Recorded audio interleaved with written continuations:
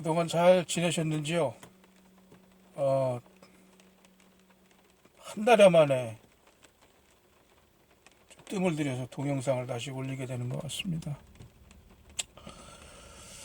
하룻밤 자고 일어났더니 딴 세상이 되어 있더라. 이런 말을 어디서 읽은 것 같기도 하고, 들은 것 같기도 하고, 그것은 아마 좋은 변화를 전제로 해서 나왔던 표현인 걸로 제가 기억하고 있는데, 지금 미국 땅, 며칠 전의 일입니다만은 아침에 일어났더니 딴 세상이 되어 있어요. 내셔널 이머전시가 선포되어 있고, 지금 제가 살고 있는 뉴저지 이 버겐 카운티에도 연방정부 차원의 결정도 결정이지만 또 주정부나 카운티 정부 차원에서 나오는 결정들도 많이 있습니다. 그동안 트럼프 정부가 코로나 바이러스를 자꾸 다운플레이 하면서 별거 아니다 하면서 별 대책을 안 쏘다 보니까 연방 정부를 믿을 수가 없구나, 이렇게 이제 인식이 퍼지면서 주정부나 또 카운티 정부 차원에서 굉장히 강력한 조치를 내놓고 있습니다. 그래서 그러한 조치 중에 하나는 저녁 시간 통금 같은 거고요. 그 다음에 대형 쇼핑몰 같은 거 오픈을 아예 못하게 지금 그런 식으로 지금 강제적인 조치를 취하고 있습니다. 자, 그래서 지금 딴 세상에 지금 살게 됐는데요. 지금 제 차는 정차해 있고 밖에는 추적추적 비가 내리고 있습니다. 코로나 바이러스 사태 진행되는 걸 보면서 저는 한국 사람으로서 미국에 살면서 또 각 여러 나라에서 진행되는 대처 방식 같은 걸 보면서 떠오르는 생각들이 좀 있었어요. 그래서 그런 거를 한번 오늘 정리를 해볼까 이렇게 생각이 들어요. 그래서 우리 한국의 문화는 사실은 집단주의적 또 그런 문화죠. 공동체 문화. 그러니까 지금 한국이 그런 능력이 있기 때문에 가능한 일이기도 했습니다만은 저는 이제 문화적 특성, 문화적 배경에 대해서 말씀드리고 있는 것인데요. 지금 서양 사람들 표현으로 치면은 한국의 의료 시스템, 또 의료 시스템에 종사하는 분들이 말하자면 포화돼 있고 saturated 돼 있고 또 overstretched 돼 있죠. 그래서 지금 특히 대구 지역 같은데 지금 근무하시는 간호사분들이나 의료진들 보면은 마스크를 하도 장시간 동안 착용해서 얼굴에 막 진물이 오를 정도로 그런 모습이 보이고, 그러니까 그런 분들의 각별한 노력, 그 다음에 마스크 착용 문제 같은 것도 과연 그것이 합리적인 논거를 가지고 있는 거냐, 그런 것보다는 어떤 심리적 안정 효과죠. 그러니까 누가 걸려서 지금 뭐 돌아다니고 있는지 모르니까 무조건 다 마스크 하자 이런 건데요. 지금 서양 사회 분위기는 그런 것들을 조금, 미국도 마찬가지고 유럽도 그렇고요, 합리적으로 접근하려고 했던 것 같아요. 그래서 한국에서 무조건 뭐 매스 프로덕션 해가지고 국민들이 원하는 대로 나눠주자. 그것도 저 배달이 잘 안 되면은 정부가 나서서 공공 섹터가 공급하는 쪽으로 하자, 뭐 이렇게 이제 하나의 공동체적 문화죠. 그게 작동을 했어요. 그래서 저는 사실은 굉장히 이번에 우리 한국 정부의 노력에 대해서 개인적으로 저는 높은 평가를 해주고 싶습니다. 지금 그런 노력을 기울인 나라가 지금 없거든요. 그 다음에 인구 100만 명당 그 바이러스 체크업 하는 통계를 보면 말이죠. 한국이 4천 몇백 명이 넘고요. 100만 명당. 이 워싱턴 포스트에 나온 기사를 제가 봤어요. 중국이 한 3천 명대고요. 뭐 그렇습니다. 그 이후로는 다 1,000명대 이하고, 지금 제가 살고 있는 미국 땅 한심합니다. 27명이에요. 27명이 30명이 채 안 되는 그런 상황이에요. 그러니까 지금 바꿔 얘기하면은 자기가 코로나 바이러스 보균자인지도 모르면서 지금 사방 돌아다니고 있다는 얘기예요. 그러니까 아까 말씀드린 대로 주정부나 군립정부 차원에서 비상특단을 내린 거는 그런 거를 상황 인식을 한 거죠. 그래서 그나마 연방정부가 팔짱 끼고 있는 사이에 그래도 주정부나 그런 카운티 정부가 정신 차리고 그런 조치를 내렸다는 거에서 좀 상당히 다행으로 생각하고요.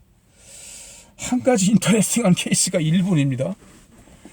일본의 인구 100만 명당 그 검사 케이스가 60몇 명인가 밖에 안 돼요. 미국보다 약간 넘거든요. 그 일본이 뭐 한국보다 지정학적 조건이 코로나 바이러스 확산 그 추세를 볼 때 뭐 유리할 게 전혀 없거든요. 그래서 그 일본 정부가 이거 상당히 좀 눈가림을 하고 있지 않나라는 의심이 들어요. 그래서 이거는 뭐 영어에 티킹 타임밤이라는 표현이 있는데 똑딱거리는 이제 시한폭탄이라는 표현이죠. 근데 제가 보기엔 이거 티킹 뉴클리어 밤인 것 같습니다. 그 터지면 어떻게 될지 모르겠어요. 그래서 그런 상황이고, 그래서 만약에 이제 지금 한국의 상황은 어느 정도 진정된 상황으로 좀 보이고 있는데요. 그런데 그러는 와중에 또 이게 2차 잠복기라는 2차 잠복기 그런 그 표현도 지금 돌아다니고 있어요. 그러니까 얘네들이 사람들이 강력한 조치를 취하니까 얘네들도 생존 본능이 있는 애들이거든요. 바이러스들도. 그래서 잠깐 움츠리고 기다리고 있는 거죠. 그래서 그러한 태세가 이완되는 걸 기다렸다가 다시 치고 나올 수도 있다. 이런 가능성이 있는 거고요.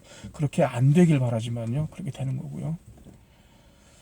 그 다음에 이탈리아 같은 데도 지금 굉장히 급속도로 퍼지고 있는 걸 보면은 이 바이러스들이, 저는 의사도 아니고 뭐 공공보건의도 아니고 뭐 이런 사람이 이런 얘기를 한다는 게 좀 우스운 얘기가 될 수는 있습니다만, 그러니까 그냥 소시민 입장에서 제가 느낀 바를 말씀드리는 겁니다. 전문적인 의견이 전혀 아니니까 오해 없으시기 바랍니다. 그런데 어쨌든 제가 주소들을 상식으로 제가 소화를 해서 지금 정리를 해보자면은, 이게 중국, 한국 또 이런 데를 거쳐서 여러 객체를 거쳐가면서 유럽까지 건너가면서 변종을 일으킨 것 같아요.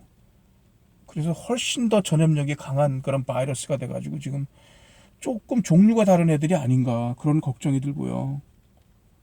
그래서 지금 미국에 들어온 것도 좀 같은 성격일 가능성이 많다, 이런 생각이 들어서 저도 지금 상당히 조심을 하고 있습니다. 자, 근데 제가 아까 문화적 차이를 말씀을 드렸는데요. 영국의 보건장관이라는 사람이 이런 얘기를 했어요. 독일의 그 총리분, 메켈 총리죠. 그분도 유사한 얘기를 했는데, 이게 지금 영국이나 독일의 개인주의적, 합리주의적 사고방식, 그런 분위기 속에서 뭐 공중보건이다, 뭐 메디컬 서비스에 근무하는 사람들이다, 뭐 간호사 이런 분들이 다 해서 너네 인생 다 팽개치고 그냥 전쟁 상태로 해가지고 뭐 밤이고 낮이고 구별 없이 한국에 사는 것처럼 근무해라. 이거 가능한 거 아닙니다. 제가 보기에 불가능해요. 그게 뭐 좋고 나쁜 걸 떠나서 그 문화가 그렇게 돼 있어요. 그러니까 그분들이 가지고 있는 그게 이제 딜레마죠.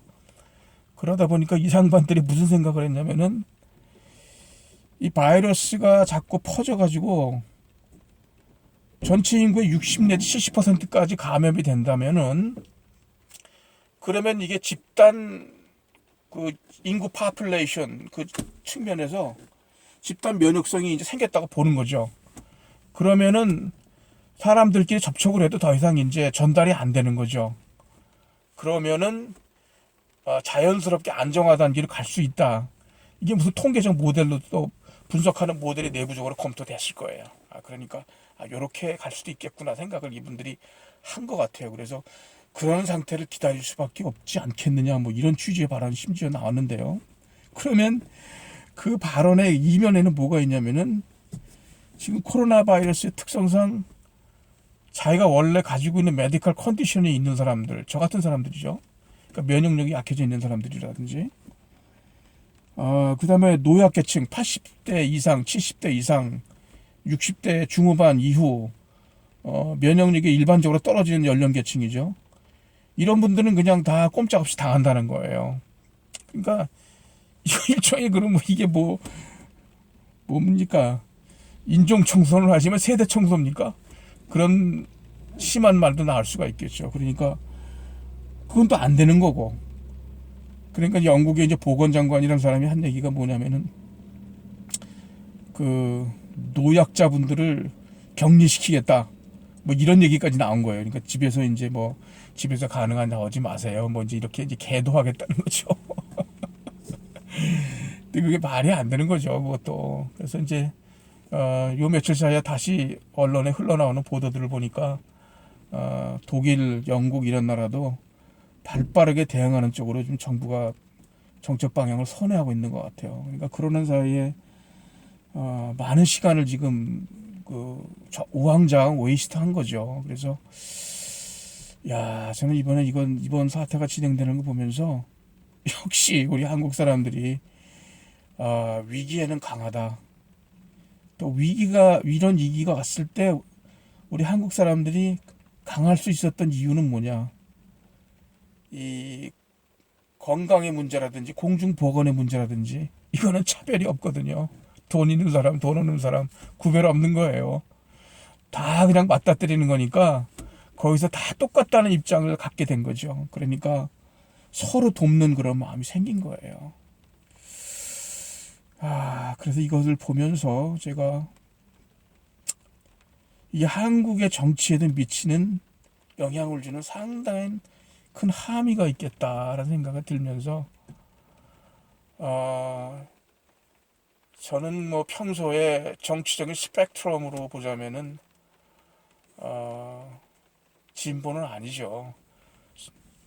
특정한 소셜 이슈나 이런 것들에 대해서는 상당히 진보적인 생각을 갖는 사람이라 할 수 있겠지만서도요.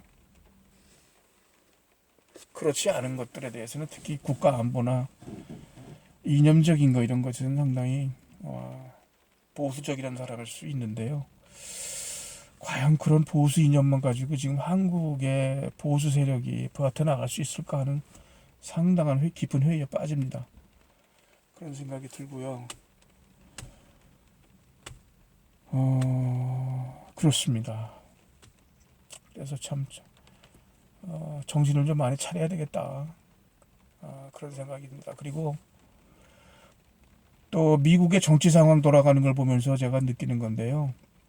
어떤 이념이다, 무슨 주의다 하는 것이 현실을 직시하지 못하게 하는 어떤 장애 요인이 많이 돼요. 시선을 가로막는, 정확하게 상황을 파악하지 못하는 그런 부작용을 많이 지금 일으키고 있는 걸 봐요. 지금 그래서 트럼프 행정부 내에서는 좀 어떤 상황이 됐냐면은 미국 경제가 좋았잖아요. 그러니까 이대로만 가면은 트럼프가 뭐 별일 없이 지금 그 재선이 되는 건 뭐 다른 당상이나 마찬가지인데 이게 코로나 바이러스라고 하는 이게 이상한 사건이 터진 거거든요. 그러니까 이거를 자꾸 다운 플레이 하려고 했던 거예요. 그러니까 이거를 뭐 이런 유사한 바이러스 사태가 이번만 있었던 게 아니잖아요. 그 전에도 뭐 사스도 있었고 메르스도 있었고 다 이게 예견된 것들인데 그러면 중국에서 그런 게 터졌을 때 벌써 어떤 그 준비 단계에 들어가기 시작했었던 거거든, 했어야 되는 거거든요. 근데 이건 뭐 그냥 이 사람 핑계대고 저 사람 핑계대고 별거 아니다. 대통령이 심지어 이렇게 떠벌리고 다니고 바이러스 걸린 사람하고 막 악수하고 막 파티하고 말이죠. 그리고 일부 공화당 의원은 뭐 불과 며칠 전까지도 왜 집에서 그냥 들어가 있느냐. 다 나와서 밖에 나와서 파티하고 돌아다니고 해라. 이런 말까지 하고 그랬던 거예요. 그러니까 얼마나 무책임하고 그러니까 자기 정치적 스펙트럼에 따라서 자기 이익에 따라서 그렇게 보려고 했던 건가요? 그런 생각이 듭니다. 그래서 또 한국 정부 입장에서는 어땠는지 모르겠어요. 한국에서는 좌파 정부가 집권을 하고 있는 상태니까 경제 상황이 좋지 않았고 또 이런 상황에 대해서 특단의 조치를 취하게 될 경우에 경제 상황 돌아가는 거, 서민 생계 여러 가지 문제가 생길 수 있고 안 좋은 여론이 생길 수도 있다라는 우려가 분명히 있지 않았겠어요. 근데 그나마 그래도 그런 것들을 다 무시하고 정부가 강력한 조치로 나왔다는 거 상당히 다행이고 평가할 만한 일이라고 생각을 하면서 그런 생각을 하게 되고요. 참 여러 가지로 교훈이 많은 그런 사건인 것 같습니다. 자, 오늘 이 정도로 제가 소감을 말씀드리고요. 하여튼 고국 한국이라도 잘 대처해서 무사하게 지나가고 있으니까 참 다행스럽게 생각하고요. 또 우리 제가 살고 있는 또 뉴욕, 뉴저지도 또 주정부나 이런 데서 발빠르게 대응하고 있는 것 같아서 조금 시일을 늦췄지만 그나마 다행이라고 생각을 하면서 이 사태를 잘 넘어가기를 소망합니다. 그런데 제가 한 가지 더 나누고 싶은 생각은 이번에 코로나 바이러스가 이렇게 발생한 지역을 세계 지도를 놓고 이렇게 한번 보세요. 그러면은 물론 중국에서 시작을 했습니다마는 한국, 미국, 유럽 이렇게 퍼져서 이렇게 나가고 있는 상황이죠. 그래서 그래도 뭐 세계에서 좀 내놓으라 하고 또 뻐기고 사는 그런 나라들이에요.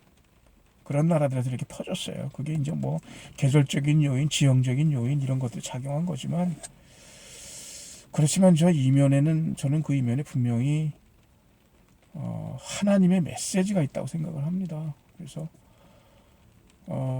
예전에는 못 사는 나라 사람들이 한국이나 미국에 들어오려면 줄 서고 곤욕을 치르고 못 들어오게 하고 그랬는데 이제는 미국 사람들, 한국 사람들, 그럼 개발도상국, 후진국 나라 사람들이 못 들어오게 하죠. 네.